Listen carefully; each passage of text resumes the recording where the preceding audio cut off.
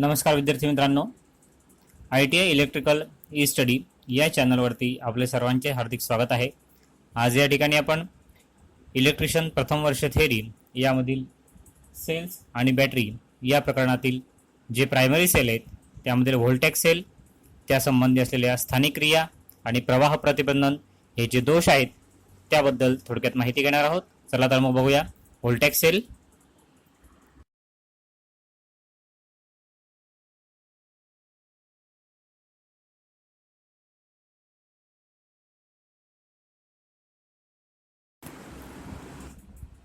Voltage सेलचा अभ्यास करत असताना आपण अगोदर बघितलं की प्रायमरी सेल आणि सेकंडरी सेल म्हणजे काय। तर प्रायमरी सेल म्हणजे जो घटक फक्त रासायनिक ऊर्जेचं डीसी विद्युत ऊर्जेमध्ये रूपांतर करतो त्या घटकाला आपण प्रायमरी सेल असं म्हणतो। म्हणजे हे जे सेल आहेत ते फक्त डिस्चार्ज होतात आणि एकदा डिस्चार्ज झालं की पुन्हा आपल्याला चार्ज करता येत नाही, त्यांना आपण प्रायमरी सेल म्हणतो। आणि जे सेकंडरी सेल आहे ते सेकंडरी सेल म्हणजे जे घटक रासायनिक ऊर्जेचं डीसी विद्युत ऊर्जेमध्ये रूपांतर करतात आणि डीसी विद्युत ऊर्जेचं परत रासायनिक ऊर्जेमध्ये रूपांतर करतात त्याला आपण सेकंडरी सेल म्हणतो।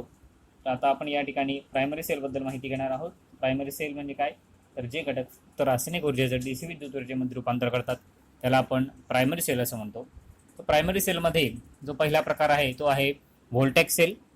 या ठिकाणी आपण आकृती बघू शकतो की एक काचेचं भांडं दिसतं आहे, त्या भांड्यामध्ये इलेक्ट्रोलाइट भरलेलं आहे, दोन धातूच्या पट्ट्या ठेवलेल्या आहेत। त्याबद्दल माहिती घेऊया आपण की या ठिकाणी ज्या पद्धतीने आकृती आहे त्या आकृतीप्रमाणे हा जो सेल आहे या सेलची रचना असते। यासाठी एक काचेचं भांडं घेतलेलं असतं आणि त्या काचेच्या भांड्यामध्ये इलेक्ट्रोलाइट भरलेलं असतं आणि इलेक्ट्रोलाइट म्हणून त्या ठिकाणी H2SO4 म्हणजे सौम्य सल्फ्युरिक ॲसिड हे या ठिकाणी इलेक्ट्रोलाइट म्हणून भरलेलं आहे। यामध्ये पॉझिटिव्ह आणि निगेटिव्ह असे दोन इलेक्ट्रोड या ठिकाणी ठेवलेले आहेत। तर पॉझिटिव्ह इलेक्ट्रोड म्हणून या ठिकाणी कॉपर या धातूचा इलेक्ट्रोड ठेवला आहे, तर निगेटिव्ह इलेक्ट्रोड म्हणून या ठिकाणी झिंक या धातूची प्लेट ठेवली आहे। H2SO4 हे जे इलेक्ट्रोलाइट आहे सौम्य सल्फ्युरिक ॲसिड हे इलेक्ट्रोलाइट या ठिकाणी एका काचेच्या भांड्यात भरलेलं आहे आणि त्या ठिकाणी कॉपरचा इलेक्ट्रोड पॉझिटिव्ह म्हणून वापरलेला आहे, झिंकचा इलेक्ट्रोड निगेटिव्ह म्हणून वापरलेला आहे। ज्यावेळेस हा जो सेल आहे या सेलच्या बाहेरील सर्किटला आपण लोड जोडतो, बाहेरील सर्किटला लोड जोडल्यानंतर त्यावेळेस त्या सेलमधून करंट व्हायला सुरुवात होते आणि करंट व्हायला सुरुवात झाल्यानंतर ते जे इलेक्ट्रोलाइट आहे त्या इलेक्ट्रोलाइटचं त्या ठिकाणी विघटन होतं आणि इलेक्ट्रोलाइटचं विघटन होऊन त्या ठिकाणी जे इलेक्ट्रोलाइट आहे म्हणजे H2SO4 आहे त्या H2SO4 मधून म्हणजे हायड्रोजन सल्फ्युरिक ॲसिड जे आहे त्यामधील जो हायड्रोजन आहे त्या हायड्रोजनचे पॉझिटिव्ह आयन आणि सल्फेटचे निगेटिव्ह आयन असे त्या इलेक्ट्रोलाइटमधून मुक्त होतात। H2SO4 मधून पॉझिटिव्हचे हायड्रोजनचे पॉझिटिव्ह आयन्स आणि सल्फेटचे निगेटिव्ह आयन्स असे त्या ठिकाणी वेगवेगळे होतात आणि याच्यामधले जे हायड्रोजनचे आयन आहेत ते हायड्रोजनचे आयन बुडबुडांच्या स्वरूपामध्ये कॉपरच्या प्लेटवर जमा होतात। या ठिकाणी जी काही रासायनिक क्रिया होते त्या रासायनिक क्रियेमध्ये H2SO4चं विघटन होतं, म्हणजे जे इलेक्ट्रोलाइट आहे त्या इलेक्ट्रोलाइटचं या ठिकाणी विघटन होतं आणि विघटन झाल्यामुळे त्या ठिकाणी हायड्रोजनचे पॉझिटिव्ह आयन वेगळे होतात, सल्फेटचे निगेटिव्ह आयन वेगळे होतात। हायड्रोजनचे जे पॉझिटिव्ह आयन्स आहेत ते आयन्स बुडबुडांच्या स्वरूपामध्ये कॉपरच्या प्लेटवर जमा होतात आणि सल्फेटचे निगेटिव्ह आयन्स हे झिंक प्लेटवर त्या ठिकाणी जमा होऊ लागतात आणि म्हणून त्या ठिकाणी जी रासायनिक क्रिया आहे ती रासायनिक क्रिया अशी होते, झिंक प्लस H2SO4 बरोबर ZnSO4 म्हणजे झिंक सल्फेट प्लस हायड्रोजन हा त्या ठिकाणी मुक्त होतो। अशा पद्धतीची ही जी रासायनिक क्रिया आहे ही रासायनिक क्रिया या व्होल्टेज सेलमध्ये घडत असते। आपण बघितलं की या ठिकाणी या व्होल्टेज सेलमध्ये कशा प्रकारची रासायनिक क्रिया घडते, तर त्या ठिकाणी झिंक प्लस H2SO4 म्हणजे झिंक हा जो धातू आहे या झिंक धातूचं सल्फ्युरिक ॲसिड बरोबर ज्यावेळेस रासायनिक क्रिया होते त्यावेळेस त्यापासून झिंक सल्फेट तयार होतं आणि जो हायड्रोजन आहे तो हायड्रोजन हा मुक्त होतो आणि तो बुडबुडांच्या स्वरूपामध्ये कॉपर प्लेटकडे जमा होतो। आता यामध्ये जो करंट आहे हा करंट सेलच्या आतमधून हा झिंक प्लेटकडून कॉपर प्लेटकडे वाहतो। या व्होल्टेज सेलमध्ये जो करंट आहे हा करंट सेलच्या आतमधून वाहताना झिंक प्लेटकडून कॉपरच्या प्लेटकडे वाहतो आणि सेलच्या बाहेरून वाहताना कॉपरच्या प्लेटकडून झिंकच्या प्लेटकडे वाहतो। त्यामुळे जो कॉपर आहे त्या कॉपरची प्लेट ही ॲनोड बनते आणि झिंकची प्लेट आहे ती कॅथोड बनते। ही जी रासायनिक क्रिया आहे या रासायनिक क्रियेमध्ये कॉपरच्या प्लेटवरती हायड्रोजनचे बुडबुडे जमा होतात. या रासायनिक क्रियेमध्ये जी कॉपरची प्लेट आहे त्या कॉपरच्या प्लेटवरती हायड्रोजनचे बुडबुडे जमा होत राहतात आणि हायड्रोजन इन्सुलेटर असल्याने हा जो सेल आहे या सेलचा इंटरनल रेझिस्टन्स हा हळूहळू वाढत जातो. कॉपरच्या प्लेटवरती हायड्रोजनचे बुडबुडे जमा होत राहिल्याने काय होतं, हायड्रोजन हा इन्सुलेटरचे कार्य करत असल्याने हा जो सेल आहे त्या सेलच्या आतमधून जो काही करंट वाहतो त्या करंट वाहण्याला विरोध होतो आणि त्या ठिकाणी सेलचा इंटरनल रेझिस्टन्स हा वाढतो. त्यामुळे सेलचा EMF देखील कमी होतो आणि सेलचा EMF कमी झाल्यामुळे हा जो सेल आहे हा सेल हळूहळू त्या ठिकाणी डिस्चार्ज व्हायला सुरुवात होते. हा जो सेल आहे हा पूर्णपणे डिस्चार्ज झाला की बाहेर जो जोडलेला लोड आहे त्या लोडच्या आतमधून करंट वाहनं थांबतं. अशा पद्धतीने हा जो व्होल्टेज सेल आहे हा व्होल्टेज सेल कार्य करत असतो. यामध्ये पॉझिटिव्ह आणि निगेटिव्ह अशा 2 प्लेट असतात. पॉझिटिव्ह प्लेट ही कॉपरची असते, निगेटिव्ह प्लेट ही झिंकची असते. त्या ठिकाणी झिंक या धातूचं हायड्रोजन सल्फ्युरिक ॲसिड बरोबर ज्यावेळेस रासायनिक क्रिया होते त्यावेळेस त्या ठिकाणी झिंक सल्फेट तयार होतं आणि हायड्रोजन मुक्त होतो. हा जो मुक्त झालेला हायड्रोजन आहे हा बुडबुड्यांच्या स्वरूपामध्ये कॉपरच्या प्लेटवर जमा होतो. पर्यायाने सेलच्या आतमधून जो करंट वाहतो ते करंट वाहनं त्या ठिकाणी हळूहळू कमी होतं, कारण त्या ठिकाणी जो हायड्रोजन आहे या हायड्रोजनमुळे सेलचा इंटरनल रेझिस्टन्स वाढतो. पर्यायाने त्या ठिकाणी जो EMF आहे हा EMF देखील हळूहळू कमी होऊन हा सेल या ठिकाणी डिस्चार्ज होतो आणि सेल ज्यावेळेस पूर्णपणे डिस्चार्ज होतो त्यावेळेस बाहेर जोडलेला जो लोड आहे त्या लोडमधून देखील करंट वाहणं हे थांबत असतं. आता आपण बघूया की हा जो व्होल्टेज सेल आहे या व्होल्टेज सेलचे गुणधर्म कोणकोणते आहेत आणि या व्होल्टेज सेलचे उपयोग कोणकोणते आहेत. तर व्होल्टेज सेलच्या गुणधर्मांचा अभ्यास करत असताना पहिला गुणधर्म आहे की हा जो व्होल्टेज सेल आहे या व्होल्टेज सेलचा EMF हा 1.08 व्होल्ट इतका असतो. व्होल्टेज सेलचा EMF हा 1.08 व्होल्ट इतका असतो. व्होल्टेज सेलचा EMF हा 1.08 व्होल्ट इतका असतो. सेलचा इंटरनल रेझिस्टन्स हा जास्त असतो. या सेलमधून ज्यावेळेस करंट व्हायला सुरुवात होते त्यावेळेस सेलच्या आतमध्ये जो काही त्या करंट वाहण्याला विरोध होतो म्हणजेच तो इंटरनल रेझिस्टन्स या व्होल्टेज सेलचा हा जास्त असतो. हा जो व्होल्टेज सेल आहे या व्होल्टेज सेलमध्ये लोकल ॲक्शन आणि पोलरायझेशन यासारखे दोष हे निर्माण होत असतात.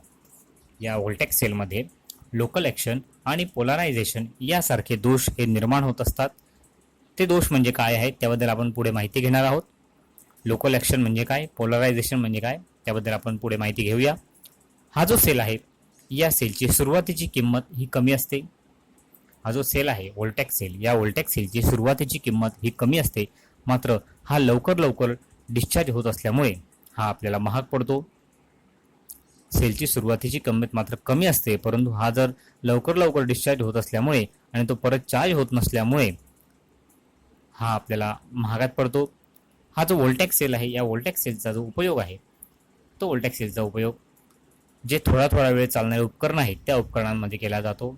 उदाहरणार्थ इलेक्ट्रिक बेल आहे, नंतर टेलिफोन आहे, इलेक्ट्रिक बेल, टेलिफोन अशा पद्धतीचे जे उपकरण आहेत अशा उपकरणांमध्ये या व्होल्टेज सेलचा हा उपयोग केला जातो. हे जे व्होल्टेज सेल आहेत त्या व्होल्टेज सेलमध्ये कोणकोणते दोष निर्माण होतात ते आपण पुढे बघूया. आता आपण बघूया व्होल्टेज सेलमध्ये जे काही 2 प्रकारचे दोष निर्माण होतात ते म्हणजे लोकल ॲक्शन आणि पोलरायझेशन. आपण आता लोकल ॲक्शनबद्दल माहिती घेऊया. तर लोकल ॲक्शन म्हणजे काय, तर लोकल ॲक्शन म्हणजे स्थानिक क्रिया. या स्थानिक क्रिया नावाचा दोष या व्होल्टेज सेलमध्ये निर्माण होत असतो. लोकल ॲक्शन ज्यावेळेस हा जो व्होल्टेज सेल आहे हा व्होल्टेज सेल लोडवर जोडलेला नसतो, व्होल्टेज सेलवरती कोणताही लोड जोडलेला नसतो, तरीसुद्धा ही जी झिंक आहे त्या झिंकच्या प्लेटमधून हायड्रोजनचे बुडबुडे तयार होताना आपल्याला दिसतात. व्होल्टेज सेलवरती कोणताही जरी लोड जोडलेला नसेल तरीसुद्धा या झिंकच्या प्लेटमधून हायड्रोजनचे बुडबुडे तयार होताना आपल्याला दिसतात आणि ही जी क्रिया आहे या क्रियेला आपण लोकल ॲक्शन असे म्हणत असतो. ही जी क्रिया आहे या क्रियेला आपण लोकल ॲक्शन असं म्हणत असतो की हा व्होल्टेज सेल जो आहे हा व्होल्टेज सेल कुठल्याही प्रकारच्या लोडवर जोडलेला नाही आहे, तरी त्या ठिकाणी जी झिंकची प्लेट आहे त्या झिंकच्या प्लेटमधून हायड्रोजनचे बुडबुडे तयार होताना आपल्याला त्या ठिकाणी दिसत असतात. ही जी क्रिया आहे या क्रियेलाच आपण लोकल ॲक्शन असं म्हणत असतो.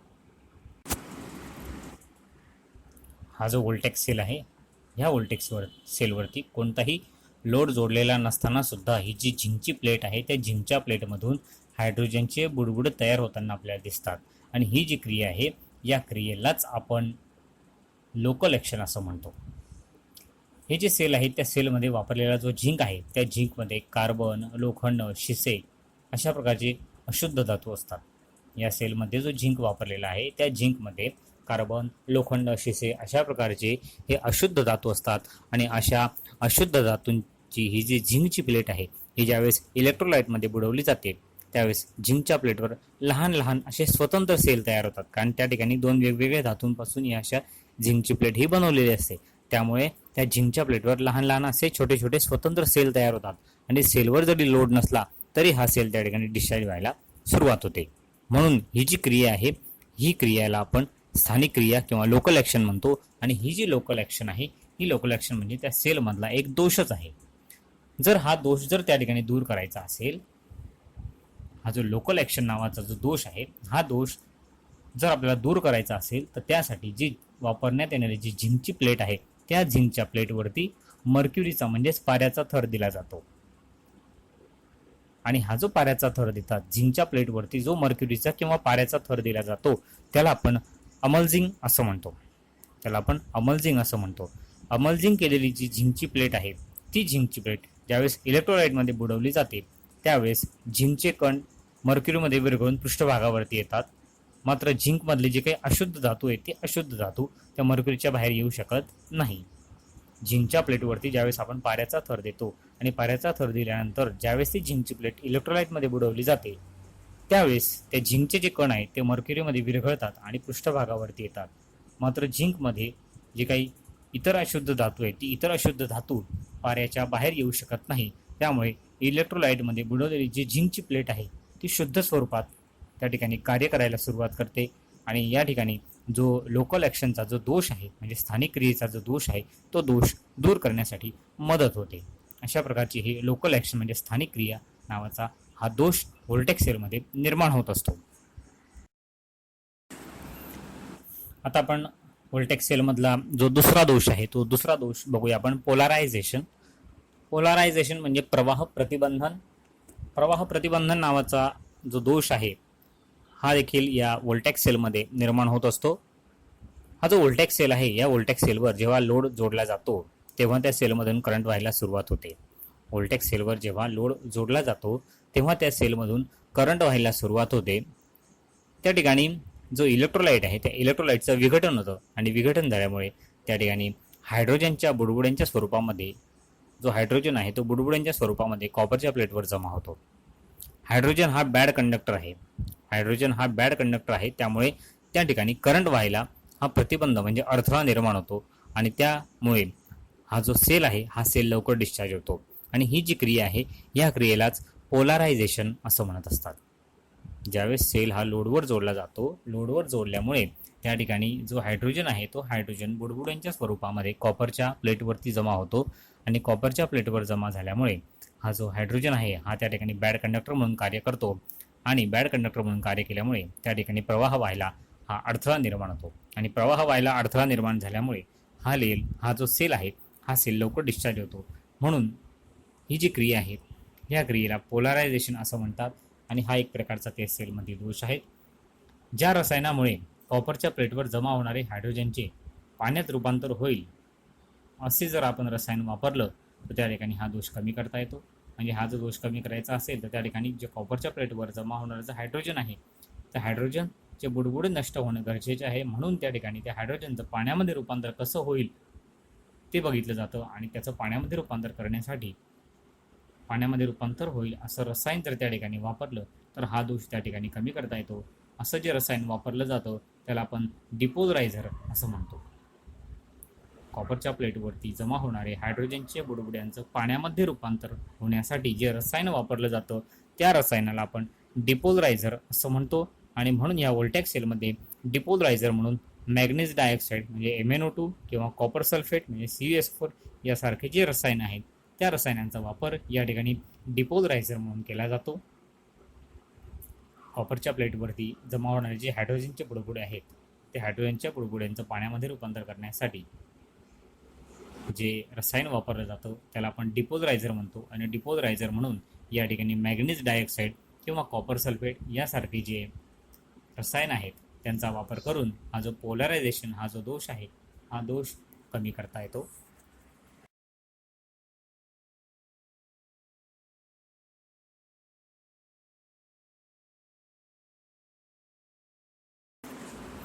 विद्यार्थी मित्रांनो, आज या ठिकाणी आपण सेल्स आणि बॅटरी या प्रकरणामधील प्रायमरी सेलमधील जो व्होल्टेक्स सेल आहे त्या व्होल्टेक्स सेलबद्दल थोडक्यात माहिती घेतली. त्याचबरोबर हा जो व्होल्टेक्स सेल आहे या व्होल्टेक्स सेलचे गुणधर्म, त्याबरोबर व्होल्टेक्स सेलचे उपयोग, व्होल्टेक्स सेलमध्ये निर्माण होणारे जे दोष आहेत ते म्हणजे लोकल ॲक्शन आणि पोलरायझेशन याबद्दल थोडक्यात माहिती घेतली. धन्यवाद. नमस्कार.